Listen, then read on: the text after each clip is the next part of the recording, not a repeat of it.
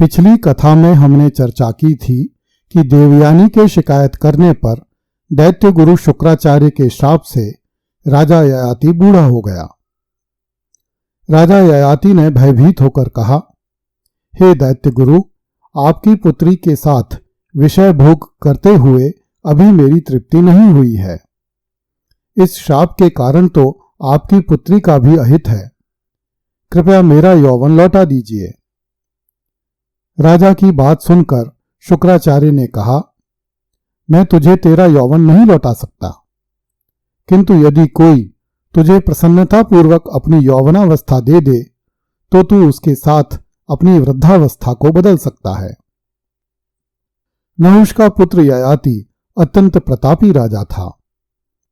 एक बार देवराज इंद्र ने राजा ययाति से प्रसन्न होकर उसे स्वर्ण निर्मित दिव्य रथ प्रदान किया था, जिसमें उत्तम एवं श्वेत वर्ण के घोड़े जुते हुए थे।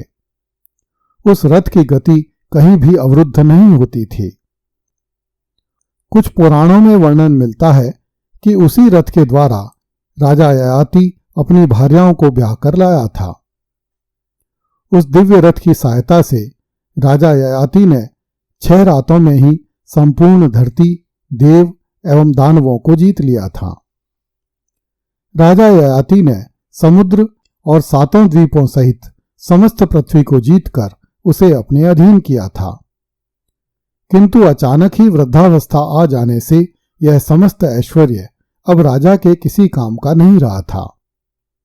किंतु भोग विलास से राजा की तृप्ति नहीं हुई थी। इसलिए ययाति ने अपने अस्त्र शस्त्रों का त्याग कर दिया। जब राजा ययाति के पुत्र बड़े हुए तो उसने अपने पुत्रों को निकट बुलाया ताकि उनसे वह यौवन मांग सके। राजा ययाति ने अपने राज्य के 5 भाग किए तथा उन भागों को अपने 5 पुत्रों में बांट दिया।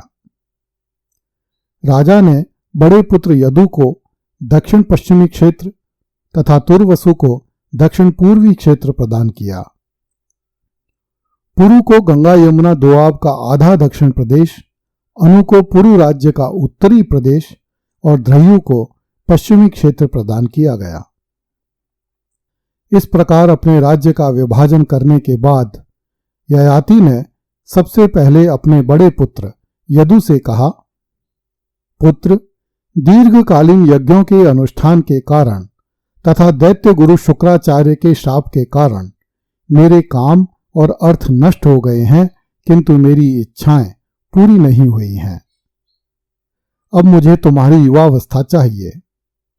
तुम मेरा बुढ़ापा ग्रहण करो और मैं तुम्हारे रूप से तरुण होकर रमणीय युवतियों के साथ इस पृथ्वी पर विचरण करूंगा। तब राजकुमार यदु ने अपने पिता से कहा, महाराज, मैंने एक ब्राह्मण को मुंह मांगी भिक्षा देने की प्रतिज्ञा कर ली है। उसने अभी तक मुझे स्पष्ट रूप से नहीं बताया है कि उसे क्या वस्तु चाहिए। मैं जब तक उसकी भिक्षा का ऋण नहीं उतार लूं तब तक मैं आपका बुढ़ापा नहीं ले सकता। राजन, बुढ़ापे में खान पान संबंधी बहुत से दोष हैं, अतः मैं आपका बुढ़ापा नहीं ले सकूंगा। आपके तो बहुत से पुत्र हैं जो आपको मुझसे भी बढ़कर प्रिय हैं। अतः महाराज, जरावस्था ग्रहण करने के लिए आप किसी दूसरे पुत्र का वरण कीजिए।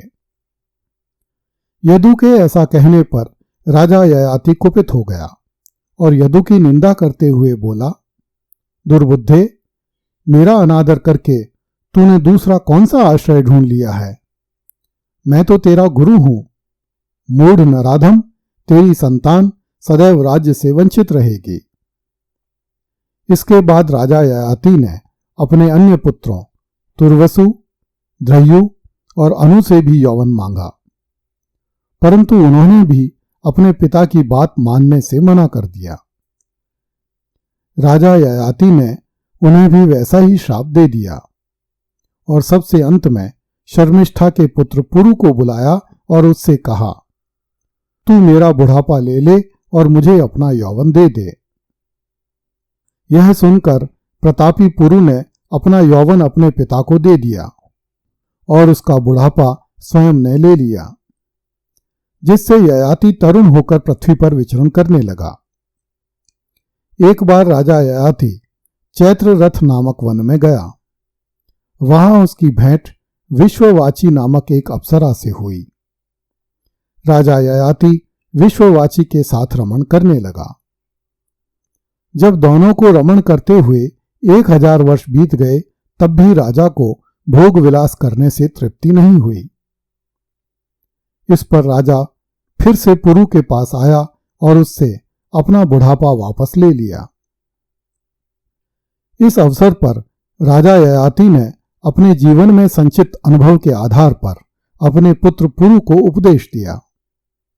उसने कहा, भोगों की इच्छा उन्हें भोगने से कभी शांत नहीं होती, अपितु घी से आग की भांति और भी बढ़ती ही जाती है। इस पृथ्वी पर जितने भी धान्य, जौ, सुवर्ण, पशु तथा स्त्रियां हैं, वे सब एक पुरुष के लिए पर्याप्त नहीं हैं।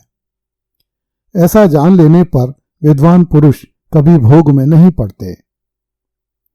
जब जीव मन, वाणी और क्रिया द्वारा किसी भी प्राणी के प्रति पाप बुद्धि नहीं करता, तब वह ब्रह्म भाव को प्राप्त हो जाता है।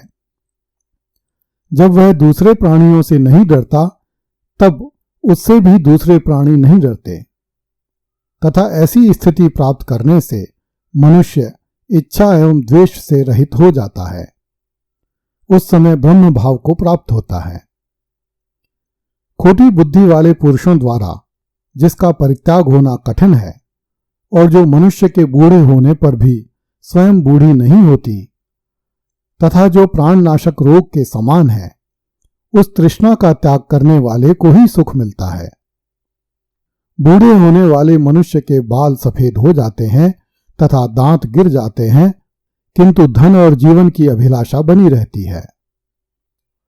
संसार में जो कामजनित सुख हैं तथा जो दिव्य महान सुख हैं, वे सब मिलकर भी उस सुख से छोटे हैं जो तृष्णा के समाप्त हो जाने से मिलता है। ऐसा कहकर राजा ययाति अपनी दोनों रानियों सहित वन में चला गया। उसने भृगुतुंग नामक पर्वत शिखर पर दीर्घ काल तक कठोर तपस्या की तथा वहीं पर अपनी देह त्याग दी। ययाति के 5 पुत्रों ने अपने अपने नाम से राजवंशों की स्थापना की। यदु से यादव, तुर्वसु से यवन, धयु से भोज, अनु से म्लेच्छ और पुरु से पौरव वंश की स्थापना हुई। पुरु के वंश में भरत और भरत के कुल में राजा कुरु हुए। अगली कथा में देखिए, इंद्र के श्राप से ययाति फिर से धरती पर गिर पड़ा।